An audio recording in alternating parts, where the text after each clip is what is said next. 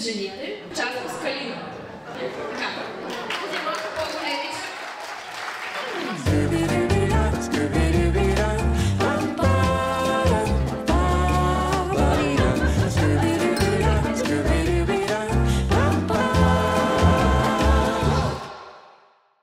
Две години, както се чуха един път, Никста ми каза, да гледай сега, срещнах едно момиче, нещата върват много добре, май се влюбих, викам, дай сега да видим. И когато се запознахме с Кали, това, което ми направи най-силно впечатление, първо, начинът, по който го докосва без повод, по който го целува без повод и начинът, по който двамата се гледат. И като видях това, си казах, да, тук вече мачът наистина е свирен. Това ще е. Наистина това ще е.